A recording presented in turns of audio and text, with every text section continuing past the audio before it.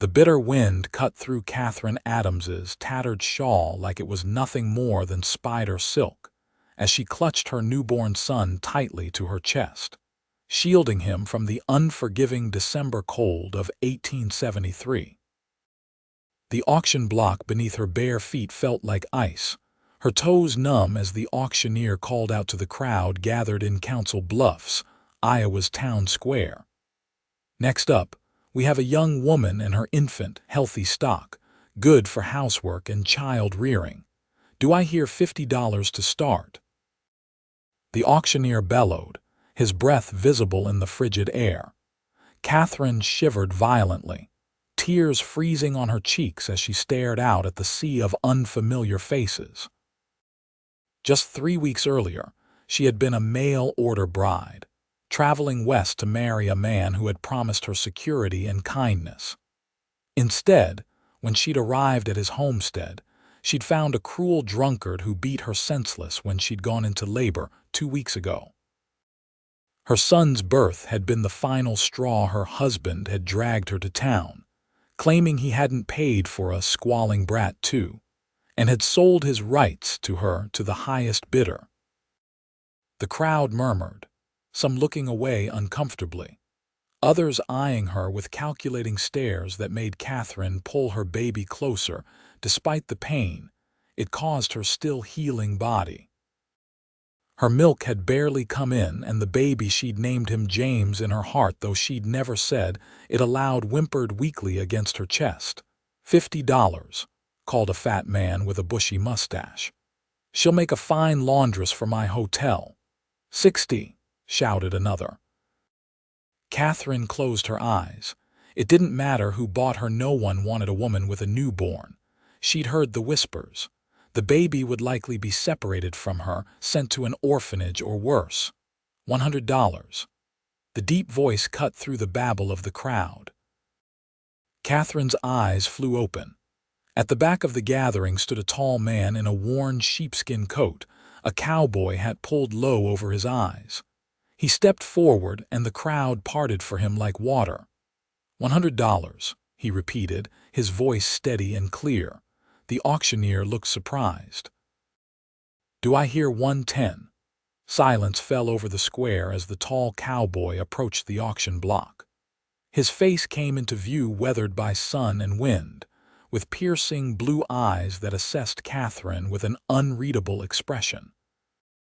A thick beard covered the lower half of his face, but Katherine could see the firm set of his jaw.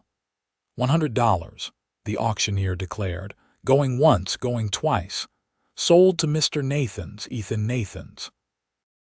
Katherine would learn his name moments later, as he signed the bill of sale with a steady hand, while she stood shivering nearby, the baby beginning to cry in earnest now. Without a word, Ethan removed his sheepskin coat and wrapped it around Katherine's shoulders, enveloping both her and the infant in its residual warmth. The unexpected kindness brought fresh tears to her eyes. My wagon's this way, he said simply, guiding her with a gentle hand at her elbow. Katherine followed numbly, clutching the coat around herself and her son. What will happen to my baby? She finally managed to whisper. Ethan glanced down at her, surprise flashing briefly across his features. Nothing's happening to your baby, he said. I bought you both, didn't I? Katherine didn't know whether to feel relieved or terrified. What did this stranger want with them? Ethan helped her up onto the wagon seat, careful not to jostle the infant. He climbed up beside her and reached under the seat, pulling out a thick wool blanket. Here, he said, wrapping it around her legs. It's a long ride home. As the wagon pulled away from Council Bluffs, Katherine stared straight ahead, too afraid to look at the man beside her. The baby had quieted, soothed by the gentle rocking of the wagon and the newfound warmth. What's his name? Ethan asked after they'd been traveling for nearly 20 minutes in silence. Katherine hesitated. James, she said softly, speaking the name aloud for the first time. Ethan nodded. Good, strong name.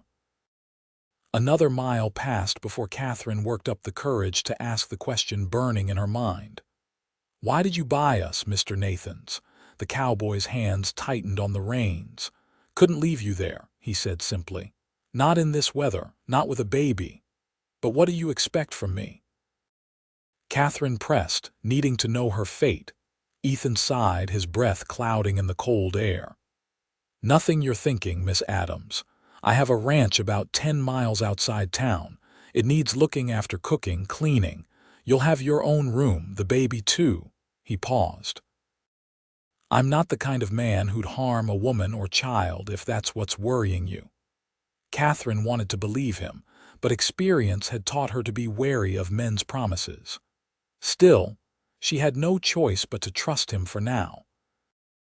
As the wagon crested a hill, a small ranch came into view, a sturdy log cabin with smoke curling from the chimney, a barn and several corrals where horses milled about despite the cold. "Home," Ethan said simply. That first night on Ethan's ranch, Katherine lay awake in the small but clean bedroom he'd given her. A wooden cradle he'd hastily assembled beside her bed, where little James slept peacefully.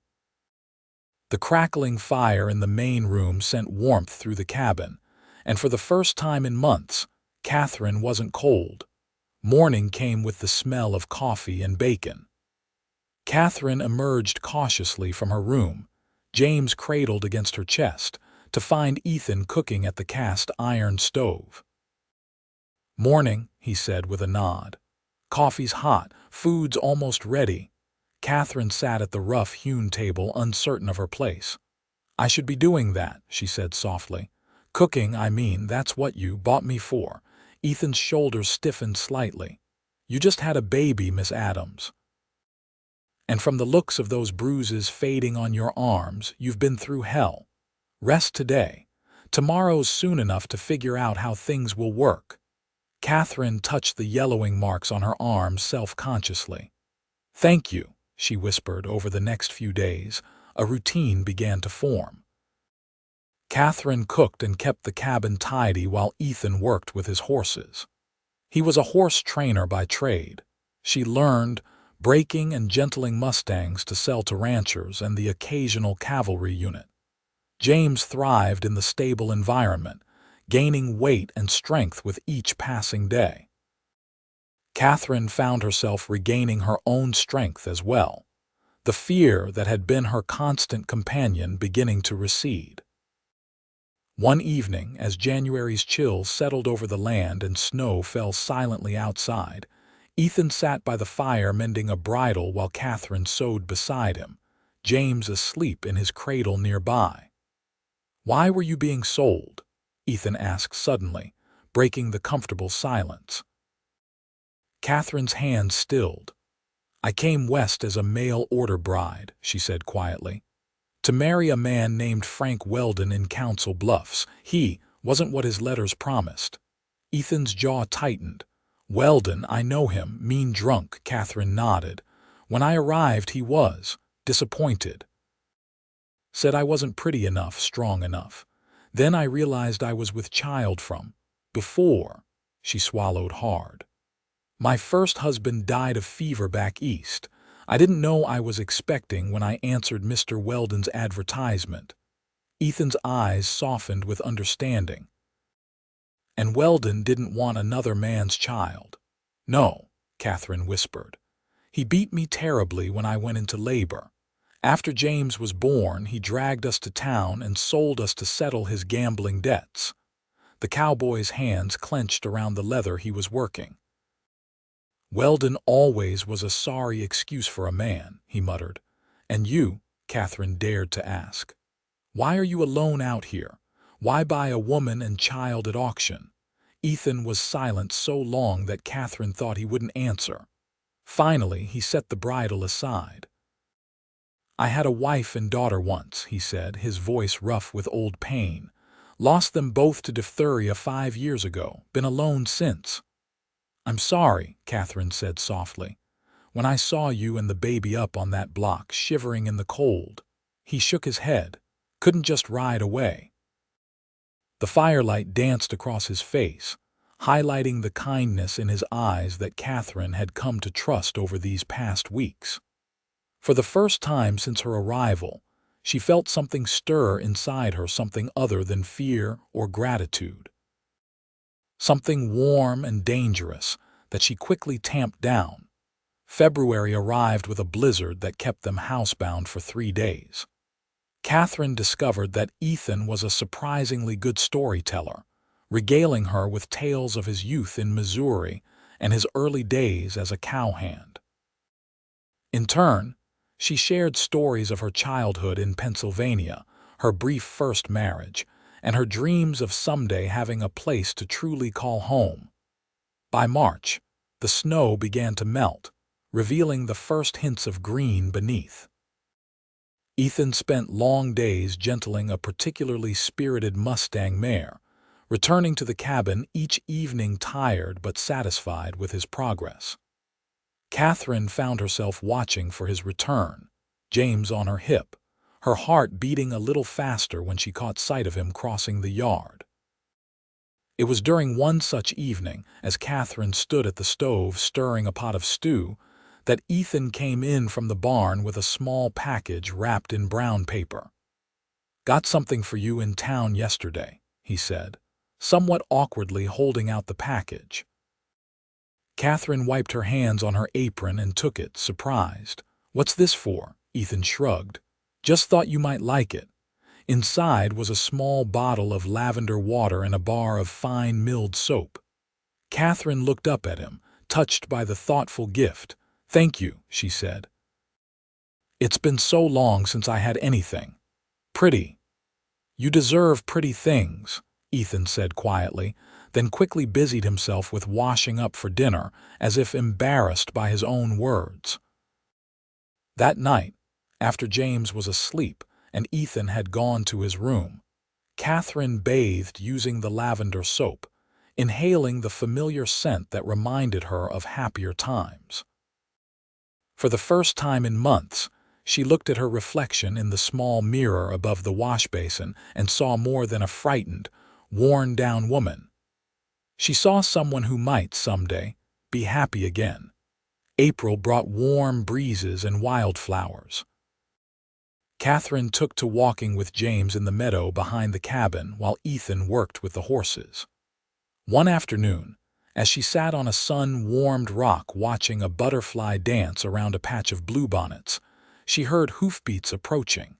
Ethan rode up on his black gelding, dismounting fluidly. "Thought I might find you two out here," he said, a rare smile lighting his features as he came to sit beside her. James, now nearly 4 months old, gurgled happily from his blanket on the grass. "He loves being outdoors," Katherine said, smiling down at her son. "I think he's going to be a rancher like you someday."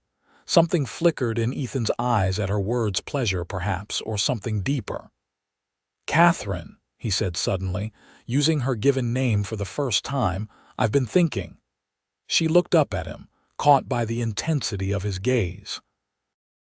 "Yes, your papers, the bill of sale, I want to tear them up." He ran a hand through his hair, seeming uncharacteristically nervous. "You're not property, you're—" He trailed off, struggling for words. "I'm what?" Katherine asked softly.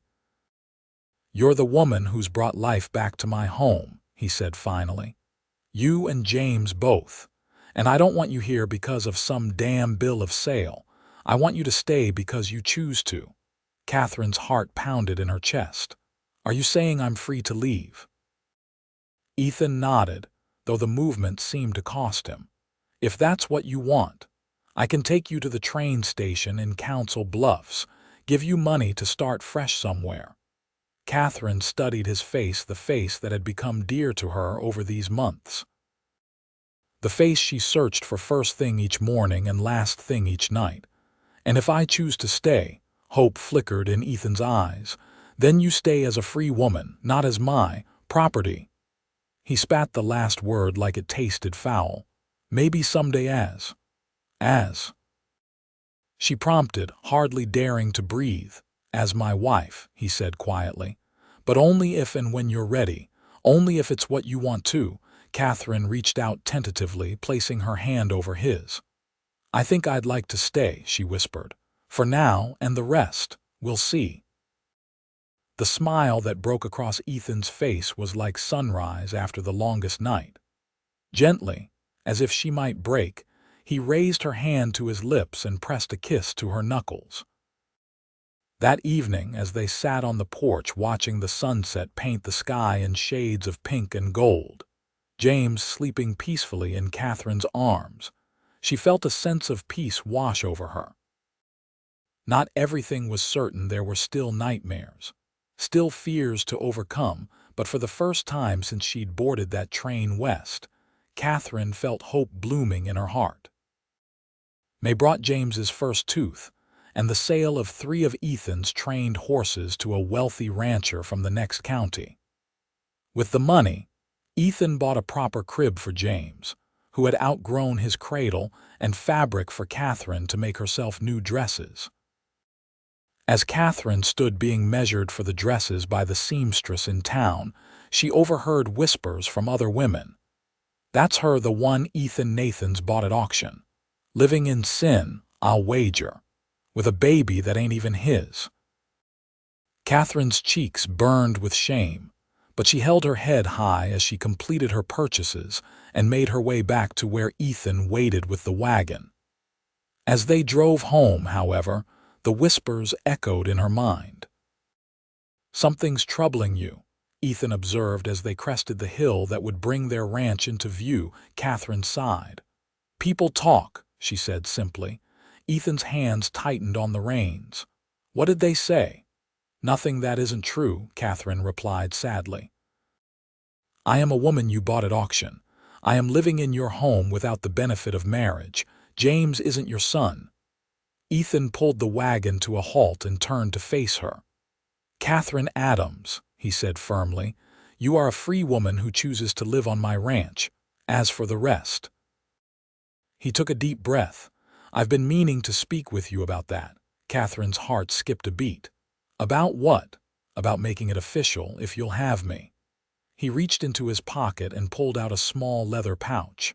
"I'm not good with fancy words, Katherine, but I love you. I love James too, like he was my own flesh and blood. I want to give you both my name if you'll take it." With trembling fingers, Katherine opened the pouch. Inside was a simple gold band with a small pearl set in the center. "Ethan," she breathed. "It was my mother's," he explained. "I've kept it all these years, never thinking I'd have cause to use it again after Mary died.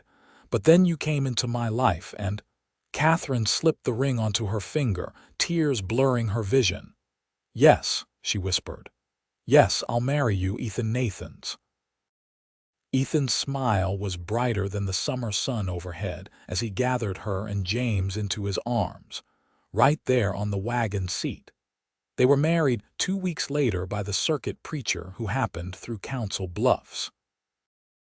It was a simple ceremony in the town's small church, with only a few of Ethan's closest friends in attendance.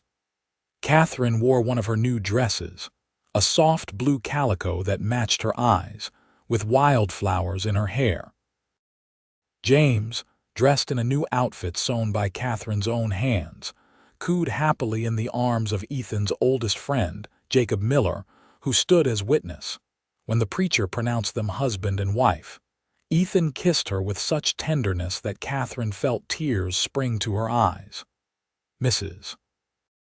Nathan's," he whispered against her lips, and Katherine felt the rightness of it settle into her bones.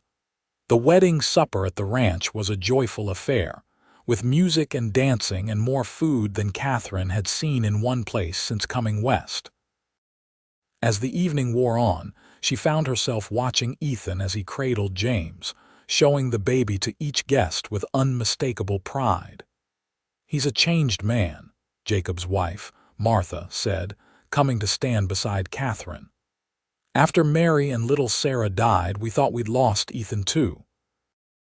He was like a ghost for years, just going through the motions of living." She smiled warmly at Katherine. "But look at him now. You've brought him back to life." "He saved us," Katherine said softly. "James and me both." "Seems to me you saved each other," Martha replied, patting Catherine's hand. Later that night, after the guests had departed and James was sleeping soundly in his crib in what was now officially the nursery, Catherine stood nervously in the bedroom she would now share with Ethan. Her previous marriage had been brief, and while not unhappy, had never filled her with the kind of longing she felt when Ethan so much as looked at her. When he entered the room, closing the door softly behind him, Catherine's breath caught in her throat. Ethan crossed to where she stood by the window, the moonlight silvering her hair. "Catherine," he said softly, reaching out to touch her cheek, "we don't have to if you're not ready." She placed her hand over his. "I'm ready," she whispered. "I'm not afraid, Ethan, not with you." His kiss was gentle at first, then deepening with a hunger that matched her own. As clothing was discarded and they came together on the bed, Catherine discovered what it meant to truly be loved body and soul by a good man. Later, as they lay entwined in the darkness, Ethan's fingers tracing patterns on her bare shoulder, Catherine felt a contentment she had never known was possible. "I never thought I'd find love again," Ethan murmured against her hair. "After Mary, I thought that part of me was dead." Catherine pressed a kiss to his chest, right over his heart. "And I never thought I'd find it at all," she admitted. "Not real love, not like this." Ethan's arms tightened around her. "I'll spend the rest of my life making sure you never doubt it," he promised. Summer passed in a golden haze of happiness. Catherine's garden thrived, providing fresh vegetables for their table. James grew stronger every day, learning to sit up on his own and reaching for Ethan whenever he came in from the barn. Ethan expanded his business, his reputation for horse training spreading throughout the territory. In August, as they lay in bed listening to a thunderstorm roll across the prairie, Catherine shared news that brought tears to Ethan's eyes. "I'm with child," she whispered, placing his hand on her still flat stomach. "Our child." Ethan gathered her close, his voice thick with emotion. "Our child," he repeated. "Oh, Catherine, I didn't think I could be happier, but you keep proving me wrong." The pregnancy progressed smoothly through the autumn months. Catherine's belly grew round beneath her aprons, and James took his first tentative steps across the cabin floor, falling into Ethan's waiting arms with a delighted giggle. Each night, Ethan would talk to the baby growing inside her, telling stories and making promises that made Catherine's heart swell with love. In late November, as the first snow dusted the ranch, Ethan rode into town and returned with a rocking chair for the porch and a letter that changed everything. "It's from the county clerk," he explained as Catherine prepared dinner. "About Frank Weldon." Catherine froze, the name sending a chill through her that had nothing to do with the weather. "What about him?" Ethan's expression was grim. "He's challenging our marriage, says he never divorced you properly, so you're still legally his wife." The wooden spoon Catherine had been holding clattered to the floor.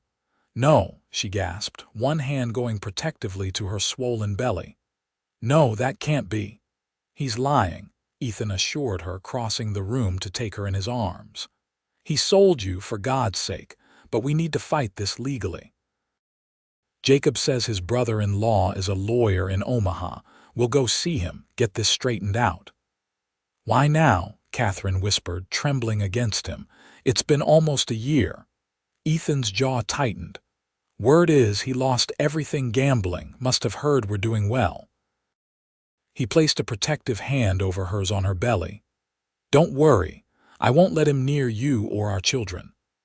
The journey to Omaha the following week was uncomfortable for Catherine, now 6 months along, but necessary.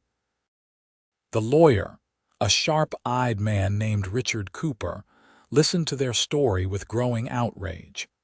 What Weldon did was illegal on multiple counts, he assured them. "You can't sell a person in the United States, not since the Emancipation Proclamation, and certainly not a wife." The auction was a sham, and any documentation from it is worthless. But how do we prove that? Katherine asked anxiously. We'll need witnesses, Cooper explained. People who saw the auction, who know Weldon's character. And we'll file for a formal divorce decree on grounds of cruelty and desertion, just to be certain. And in the meantime, Ethan's arm was protective around Katherine's shoulders. Cooper's expression grew serious. In the meantime, be careful. Men like Weldon don't take kindly to being thwarted. And technically, until a judge rules otherwise, there could be some question about your current marriage's validity. The ride back to the ranch was tense, both of them lost in their own thoughts. As they approached their land, Katherine spotted an unfamiliar horse tied outside their cabin. "Stay here," Ethan said grimly, helping her down from the wagon and ensuring she was safely behind him before approaching the cabin, his hand on the revolver at his hip. The door swung open before they reached it, and there stood Frank Weldon, unshaven, unkempt, and clearly drunk even in the middle of the day. Katherine's blood ran cold at the sight of the man who had beaten her so brutally a year ago. "Well, well," Weldon slurred, swaying on his feet. "If it ain't my runaway wife and the horse trainer who stole her." Ethan's stance shifted subtly, placing himself more firmly between Katherine and Weldon. "You need to leave, Frank, now," Weldon sneered. "That's my wife you're hiding behind you, my property. And I hear she's carrying a brat that should be mine by rights." "I was never your property," Katherine said, her voice stronger than she felt. "And this child is Ethan's, my lawful husband's." "Lawful?" Weldon laughed harshly. "There's nothing lawful about what you two have done." "But I'm willing to be reasonable." His bloodshot eyes gleamed with malice. $500 should cover the insult to my honor. Otherwise, I'll have the law on you for bigamy and theft. The only law that's going to be involved is the one that arrests you for breaking and entering," Ethan replied coldly. "Now get off my land before I forget I'm a civilized man." Weldon's hand dropped to his own gun. Big talk from a man who's about to. The shot rang out before he could finish his sentence, but it wasn't from either man's weapon. Katherine stood trembling, Ethan's spare revolver, the one he kept by the door, smoking in her hands. "Katherine," Ethan gasped, turning to her in shock. Weldon howled in pain, clutching his thigh where blood was rapidly staining his trousers. "You shot me. The bitch shot me." "Next one goes higher if you don't leave now," Katherine said, her voice eerily calm despite the tears streaming down her face. "I won't let you hurt my family again." Ethan looked at his wife with a mixture of pride and concern, then turned back to Weldon. "You heard the lady. Get on your horse and ride away, Frank. Don't come back." Weldon, pale from pain and blood loss, limped to his horse and somehow managed to haul himself into the saddle. "This ain't over," he growled. "Not by a long shot." As he rode away, Katherine finally lowered the gun, her hands shaking violently now. Ethan gently took the weapon from her and gathered her into his arms. "I'm sorry," she sobbed against his chest. "I didn't mean to. I just saw him reaching for his gun, and I remembered what he did to me, to James, and I couldn't let him hurt you too." "Shh," Ethan soothed, stroking her hair. "You did what you had to do. You protected our family." He pulled back to look into her eyes. "But we need to leave, at least for a while. Weldon will be back, probably with friends." Katherine nodded, one hand protectively covering her belly where their child kicked vigorously, as if sensing the danger had passed. "Where will we go?" Ethan's expression was determined. "I have a friend with a ranch near Cheyenne.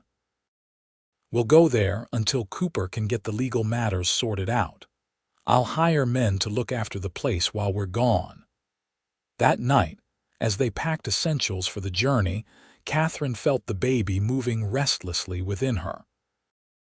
"It'll be all right, little one," she whispered, rubbing her belly soothingly. "Your father will keep us safe." Ethan, overhearing as he entered their bedroom with more bags, set them down and came to place his hands alongside hers. "Always," he promised, kissing her forehead. "You, James, and this little one, you're everything to me, Katherine. Everything." The journey to Wyoming territory was long and arduous, made more difficult by Katherine's advanced pregnancy and James's confusion at the sudden upheaval. They traveled by wagon to the nearest railroad station, then by train to Cheyenne, where Ethan's friend, Daniel Parker, met them with a comfortable carriage. Parker's ranch was larger than Ethan's, situated in a sheltered valley with snow-capped mountains visible in the distance. His wife, Eleanor, welcomed them warmly, immediately taking Katherine under her wing and fussing over James like a doting grandmother. "You'll stay in the guest house," Eleanor declared, leading them to a cozy cabin a short walk from the main house. "It's small, but it has everything you'll need until that baby arrives and you can travel again." Katherine found herself overwhelmed by the Parkers' kindness. "We can't thank you enough," she said tearfully, as Eleanor helped her settle into the comfortable bedroom. Eleanor patted her hand. "Nonsense. Ethan's like a brother to Daniel. They rode together in the war. Family helps family." December brought heavy snows and a letter from Cooper. The lawyer had filed the necessary papers and gathered testimonies from townspeople who had witnessed Weldon's cruelty and the auction. The judge had issued a preliminary ruling invalidating any claim Weldon might have had and confirming the legality of Katherine's marriage to Ethan. "It's almost over," Ethan told her as they sat by the fire, James playing with wooden blocks on a quilt nearby. "Cooper thinks the final decree will come through by spring." Katherine leaned her head on his shoulder, her hand resting on her enormous belly. "And Weldon," Ethan hesitated. "Cooper says he left town after recovering from his injury.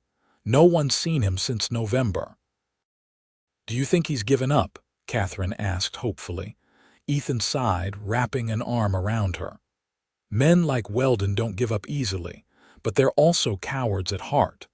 Once he realizes the law isn't on his side, he'll find easier targets."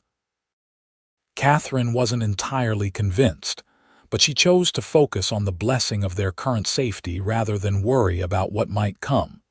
2 days later, as a blizzard raged outside, Katherine went into labor. Eleanor proved worth her weight in gold, having delivered countless babies on the frontier over the years. Ethan paced anxiously outside the bedroom, James balanced on his hip, as his wife's cries echoed through the small cabin. After 6 grueling hours, Eleanor emerged, her face wreathed in smiles. "You have a daughter, Ethan.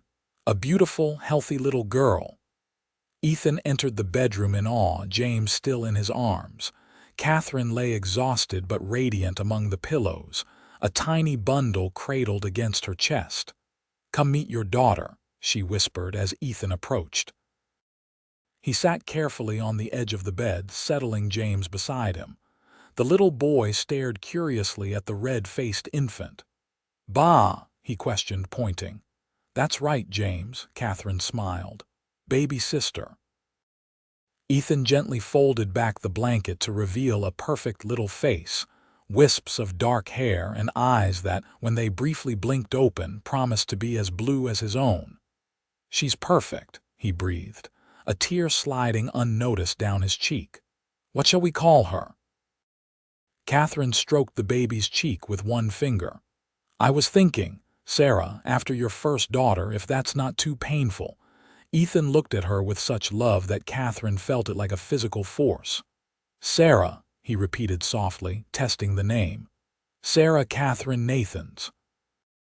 The baby yawned, tiny fists waving, and Ethan carefully gathered both James and little Sarah into his arms, leaning down to kiss his wife with tender reverence. "Thank you," he whispered against her lips, "for my family, for making me whole again." The blizzard kept them housebound for 3 more days, but Ethan didn't mind.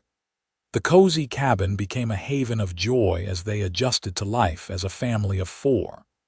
Katherine recovered quickly from the birth, her natural strength asserting itself now that she was surrounded by love and security. By January's end, Cooper sent word that the judge had issued a final decree. Katherine's marriage to Weldon had been officially invalidated on grounds of fraud and coercion, and her marriage to Ethan was confirmed as legal and binding. Furthermore, an arrest warrant had been issued for Weldon on charges of assault and illegal human trafficking, though he had yet to be found. "We can go home," Ethan told Katherine as they sat on the porch of the guest cabin, watching the sunset paint the snow-covered mountains in hues of pink and gold. James was asleep inside, and Sarah nursed contentedly at Katherine's breast. "Home," Katherine repeated, the word filling her with warmth despite the winter chill. "I never thought I'd have a real home again." Ethan took her free hand in his. "I've been thinking," he said, his expression thoughtful. "Maybe it's time for a fresh start. I've saved enough to buy a larger spread, maybe here in Wyoming or further north in Montana Territory. Somewhere Weldon would never think to look, even if he is still nursing a grudge." Katherine considered the idea. "What about your horses, the business you've built?" "I can train horses anywhere," Ethan replied. "And I was talking with Daniel yesterday. There's good money in cattle these days. We could do both." "A cattle and horse ranch," Katherine mused, smiling down at Sarah as the baby unlatched, milk-drunk and drowsy. "Room for the children to grow." "Maybe more children someday." Ethan's eyes darkened with desire as he watched her adjust her clothing. "I'd like that," he said softly. "As many as you want to give me." Katherine leaned over to kiss him, Sarah nestled securely between them. "I think Wyoming sounds perfect," she whispered against his lips. Spring came early to Wyoming Territory that year. By March, the snow was melting in earnest, revealing tender green shoots beneath. Ethan had found a promising property about 40 miles from the Parkers' ranch, 500 acres with good water access, natural shelter for livestock, and a sturdy, if somewhat neglected, main house. "It needs work," he admitted as he and Katherine rode out to see it one bright April morning, James riding in front of Ethan while Sarah slept in a sling across Katherine's chest. "But it has good bones." Katherine fell in love with the place immediately.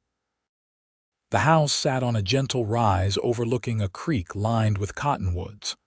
Behind it stretched acres of good grazing land, and to the west, a stand of pine forest provided shelter from the prevailing winds. "It's perfect," she declared, dismounting carefully with Ethan's help.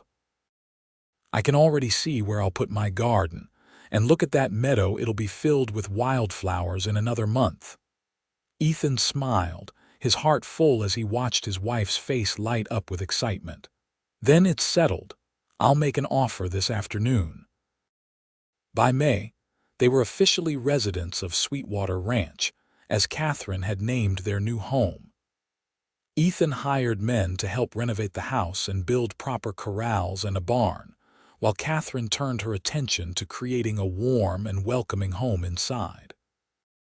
Daniel Parker proved invaluable, introducing Ethan to local ranchers and helping him acquire a small starting herd of cattle to complement the horses he planned to breed and train.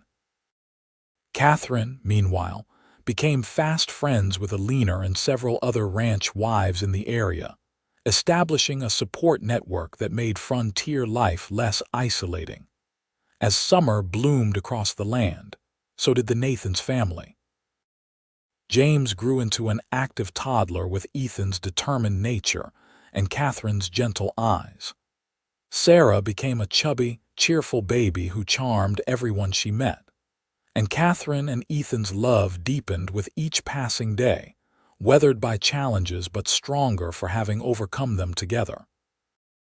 In July, as they celebrated their first year of legal marriage with a picnic by the creek, Ethan presented Katherine with a small, carved wooden box. "What's this?" she asked, balancing Sarah on her knee while James splashed in the shallow water under Ethan's watchful eye. "Open it," Ethan urged.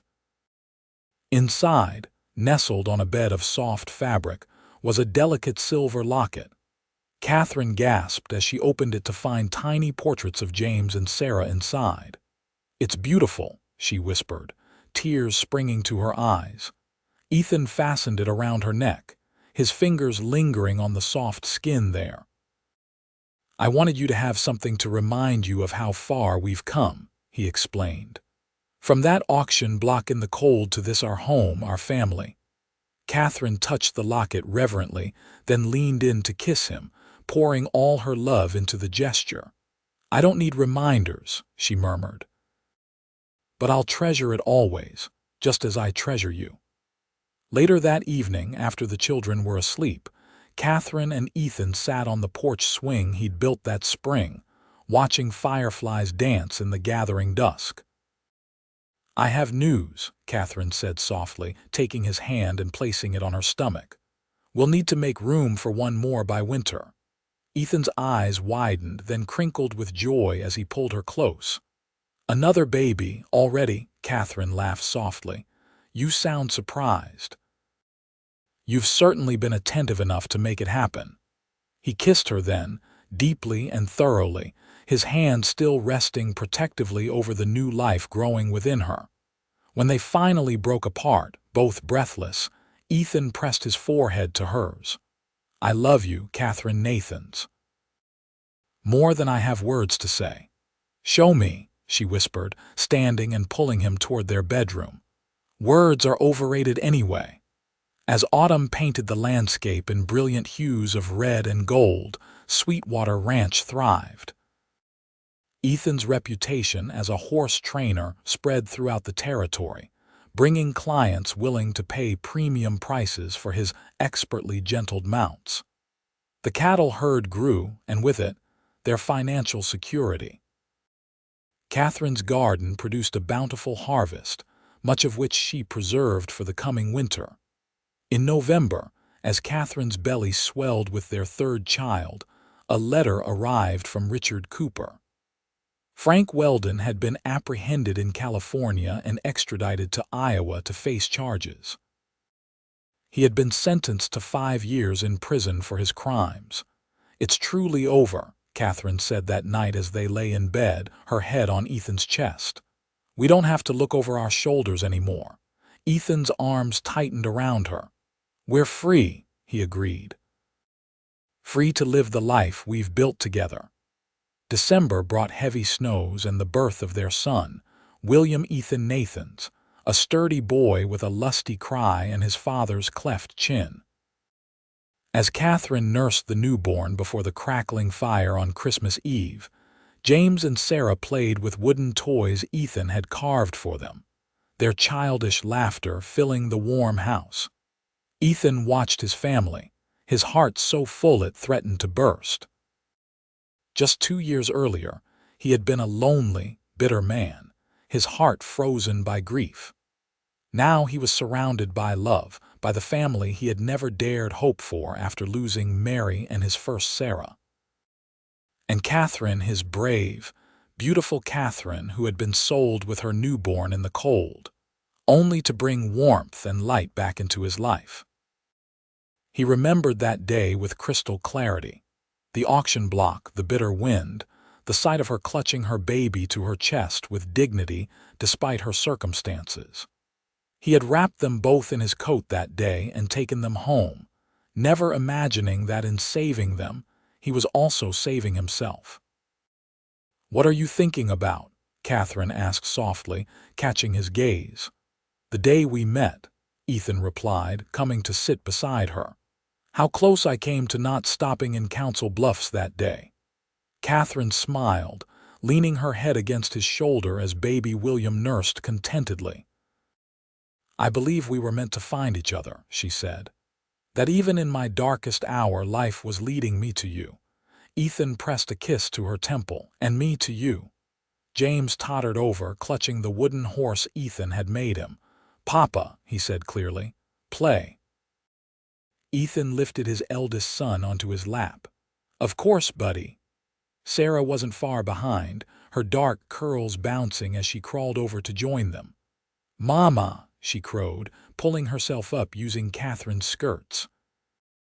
As snow fell gently outside, blanketing their land in pristine white, the Nathans family huddled together before the fire, a testament to love's power to heal, to transform, and to create something beautiful from the darkest beginnings.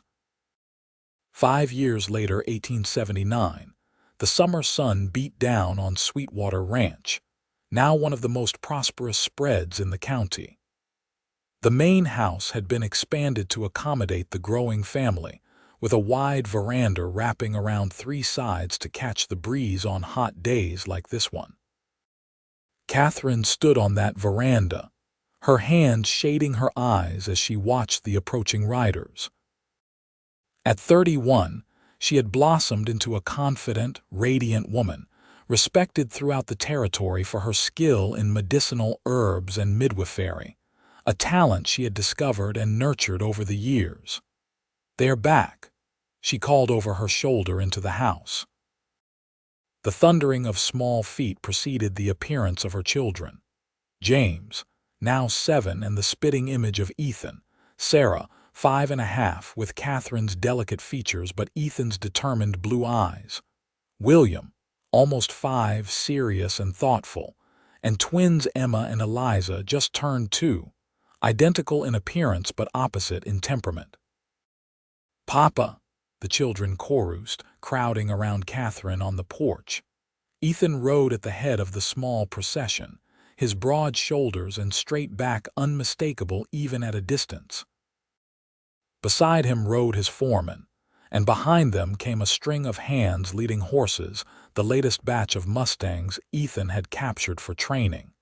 As they reached the yard, Ethan swung down from his saddle with the easy grace that still made Katherine's heart skip a beat, even after all these years. He removed his hat, revealing hair now touched with silver at the temples, and grinned up at his family. "There are my favorite people in the world," he called, opening his arms wide. The children tumbled down the steps, James reaching him first, followed closely by Sarah and William. Ethan scooped up the twins, one in each arm, and planted kisses on their chubby cheeks as they giggled delightedly. Katherine followed more sedately, though her smile was no less radiant. When Ethan set the twins down and turned to her, she went into his arms without hesitation, accepting his kiss with a familiarity that had never dimmed the passion between them. "Successful hunt," she murmured against his lips.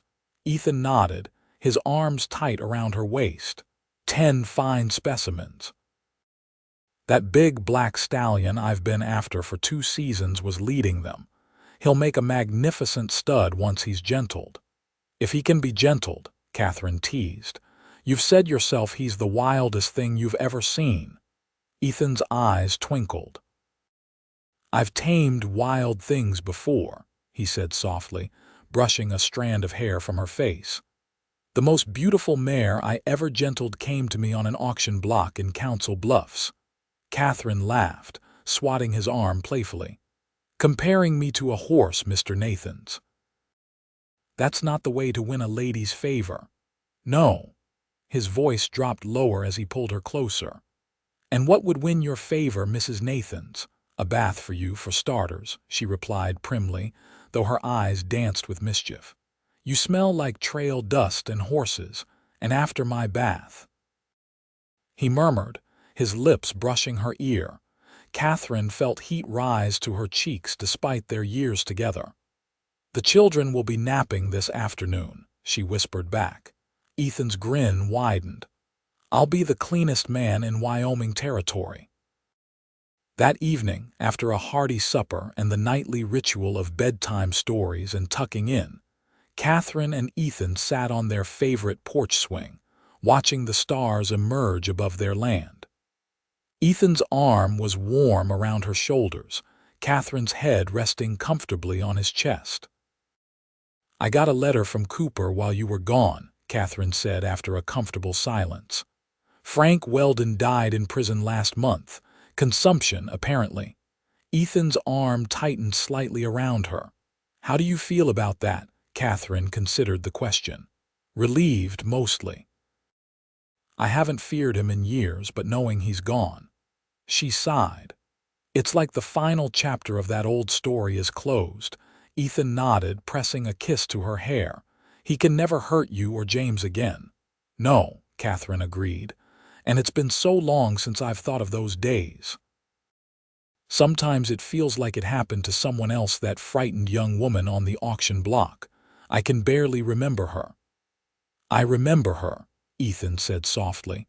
I remember her courage, how she held her head high despite everything.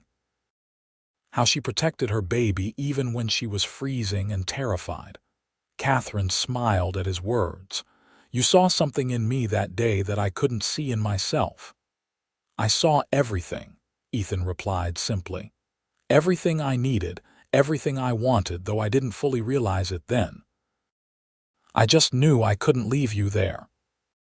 Katherine twisted in his arms to look up at his beloved face, traced now with lines that told the story of their years together, laugh lines around his eyes from shared joy, a furrow between his brows from the worries and responsibilities of providing for their growing family.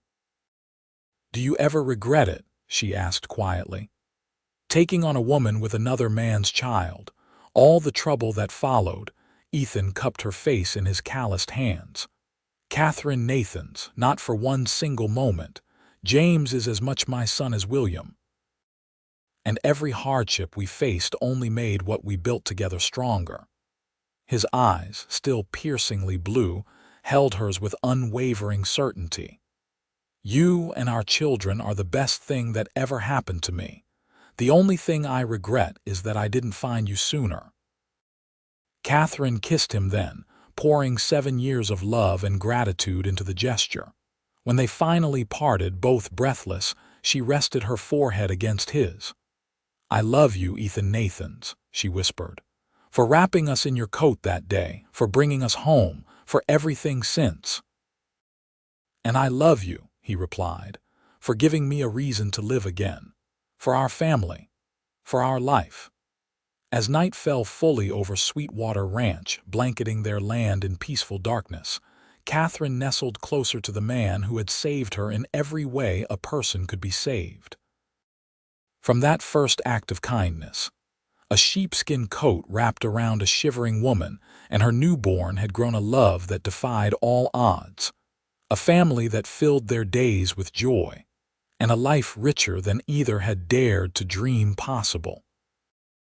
And as they sat together beneath the vast Wyoming sky, their home warm and secure behind them, their children sleeping safely inside, Katherine and Ethan held tight to each other, two souls who had found in each other not just shelter from the cold, but the enduring warmth of a love that would last a lifetime.